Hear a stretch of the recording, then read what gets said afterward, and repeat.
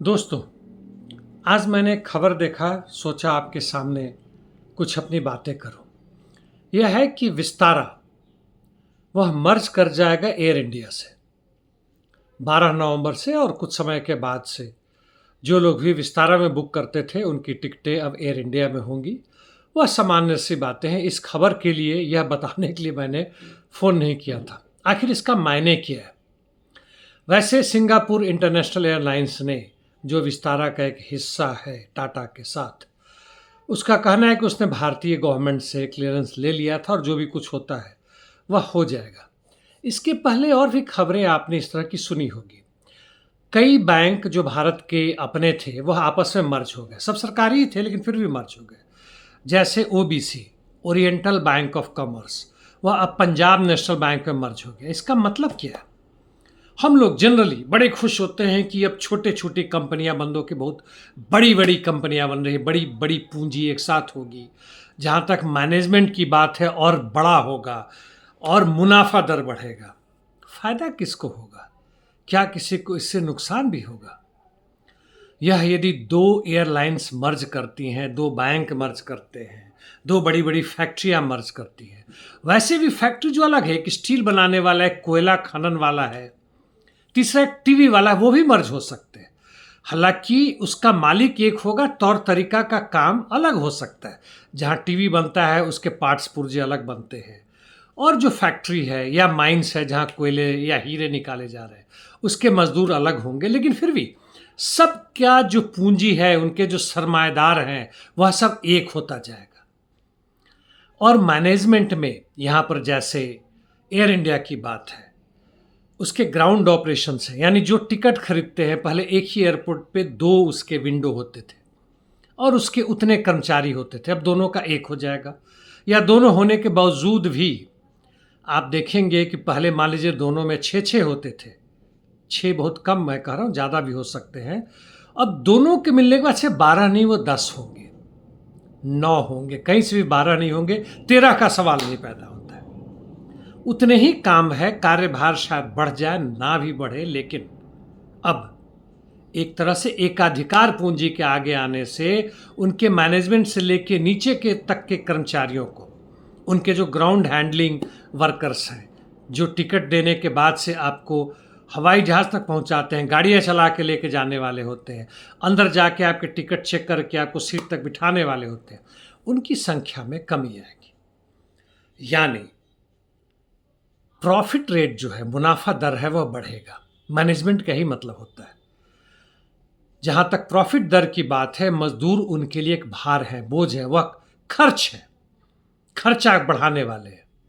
उनकी छुट्टियां, उनकी आकस्मिक मौत या घायल होने के बाद से कार्य के दौरान तो कंपनी के ऊपर बोझ अधिक बढ़ता है, वो घटेगा। यह हमारे यानी मजदूर वर्ग, किसान, इनके पक्ष में नहीं जाते, और यही मतलब है एकाधिकार का। थोड़ा सा इससे अलग बात है और भी आपको बता दूं।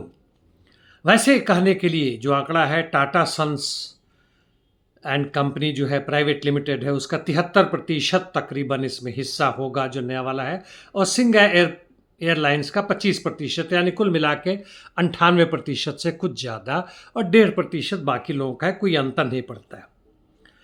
कॉन्ट्रैक्ट वर्कर्स, ठेका मजदूर की जहाँ तक बात है, आप देखेंगे कि इनकी गाड़ी चलाने वाले, बोझ उठाने वाले, कार्गो के लिए जो काम करते हैं, दूसरे बैंक में भी इस तरह के जो आपके सिक्योरिटी गार्ड्स वाले बाहर एक दुनाली है उस तरह की बंदूक लिए खड़ा रहते हैं बेचारे। वास्तविक कारतूस कितना होता है, इस्तेमाल कितना करने वाले हैं, पता नहीं।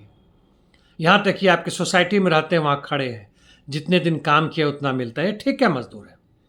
और यह कानून भारत में कहें तो 1872 से अंग्रेजों के ज़माने से है, लेकिन मुख्य रूप से यह आया 1970 में, और उत्तर प्रदेश में शुरुआती हुई जब मायावती, बसपा यानी बहुजन समाजवादी पार्टी के नेता और मुख्यमंत्री थे, उस समय से यहाँ पे किया गया।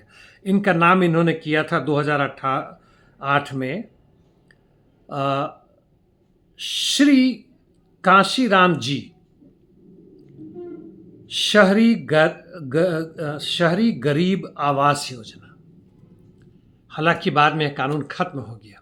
कहने के लिए कितना बड़ा लंबा चौड़ा नाम है।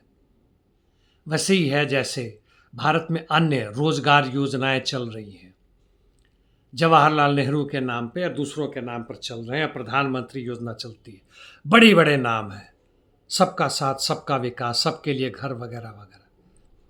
लेकिन मुख्यतः यह जो ठेकेदारी की व्यवस्था की गई है, इसी से होता है कि अधिक से अधिक मजदूर रखने से प्रॉफिट रेट घट रहा है, चाहे वो सरकार का हो, चाहे वह किसी व्यक्ति का हो या व्यक्तियों के समूह का हो, कॉरपोरेट वर्ल्ड, मल्टीनेशनल कंपनीज का हो। मजदूर जो है सो खर्चा है, उसको घटाया जाए ताकि मुनाफा दर बढ़े, ताकि अंततः एकाधिकार पूंजीवाद, पहले कभी 10% हाथ लोगों के हाथ में था, 5% पूरे विश्व भर के देखें तो 1% से भी कम है, जिनके हाथ में दुनिया की 50% लोगों के जो निचले स्तर के हैं उनके हाथ में आता है। यदि 5% ऊपर वाले ले लें तो बाकी 95% उसमें खर्च हो जाते हैं। इस कानून के साथ साथ हाल फिलहाल में भी बना, आपको पता होगा, लेबर कोड आया 2019 और 2020 में, जिसमें 44 लेबर लॉज थे, उसको घटा के 4 लेबर लॉज आया गया। उसका एक अंश यह है जो उत्तर प्रदेश में शुरू किया गया। पहले वाली घटना में मायावती थी, अभी भाजपा की सरकार है, और जिसमें काम के घंटों को बढ़ाया गया। यानी मैं पहले 8 घंटे काम करता था तो मुझे मान लेते हैं 100 रुपया मिलता था, अब 12 घंटा किया गया तो 150 नहीं 125 रुपया मिलेगा। मेरे हड्डी खून को हर तरह से चूसने की कोशिश, यानी जो मुनाफा बन रहा है, श्रम शक्ति का शोषण हो रहा है, उसको और गहन रूप से किया जाए और बाकी सबको बाजार से बाहर करके उसको ठेके मजदूर में बदल दिया जाए। गुजरात में भी ठेका मजदूर पूर्ण तरह से है, जो नाले की सफाई करने के लिए होते हैं, मरते भी हैं। इसके बावजूद कि सुप्रीम कोर्ट का ऑर्डर है कि जो मैन होल में नीचे में सफाई करने की बात है उसमें परमानेंट मजदूर लगाया जाए और मशीन से किया जाए। उसमें मजदूर व्यक्तिगत रूप से, शारीरिक रूप से जाके आपके त्यागे हुए मल मूत्र की सफाई ना करे, फिर भी वह जारी है। चूंकि इनको ठेके के मजदूरों को रखने में और एक परमानेंट रखने में बहुत अंतर पड़ता है, दुगुना तक तकरीबन। तो ये सब के सब कानून व्यवस्था जितने भी हैं, जिस नाम में भी लाया जाए, बड़े बड़े नाम से लिया जाए, सबको रोजगार देने की बात हुई, लेकिन यह रोजगार नहीं है। रोजगार का मतलब होता है कि 30 दिन के अंत में आपको वेतन मिलता है, आपको बीच में 4 दिन की छुट्टियां मिलती हैं, शनिवार रविवार की, बीमार पड़ने पर छुट्टियां मिलती हैं, पर्व त्योहार पर छुट्टियां मिलती हैं और उसके पैसे मिलते हैं। यदि महिलाएं हैं, गर्भवती होती हैं, तो उसके अंतिम समय में, और जब बच्चा पैदा होता है 3 महीने वगैरह का, जो कि सोवियत रूस में शुरू हुआ था, 6-6 महीने की छुट्टियां मिलती थी ताकि वो अपने बच्चों की देखभाल कर सके। पिता को भी छुट्टी मिलता था कि अपनी पत्नी और होने वाली माँ की, और जो माँ बन चुकी हैं उनके काम में मदद कर सके, ताकि वो पूरे समाज की संपत्ति ये प्राइवेट प्रॉपर्टी वाला नहीं, मजदूरों को लूटने वाला ये धन संपदा, वह हिस्सा बन सके बराबरी के रूप में, और मजदूर वर्ग का शोषण ना हो सके, चाहे वो स्त्री का हो या किसी भी जाति धर्म से संबंधित हो, किसी भी क्षेत्र से हो, किसी भी रंग का हो। और उसको गहन करता हुआ आज का एकाधिकार पूंजीवाद ऐसे कानून बनाता है जो दिखाता है कि आपके हक में है, और हम भी खुश होते हैं, तालियां बजाते हैं कि भाई कितना मिल गया, कितनी जो फालतू की बर्बादी हो रही थी अब वो ना होगा, वह देश के विकास में लगेगा। वह देश के विकास में, जीडीपी में किसके पॉकेट में गया, यह आपको समझना है।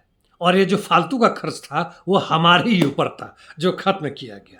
और यदि हम ना समझते हैं तो हम मूर्ख से महामूर्ख बन रहे हैं, और किस तरह से एक दूसरे का विरोध कर रहे हैं, देशवाद, व्यक्तिवाद के ऊपर।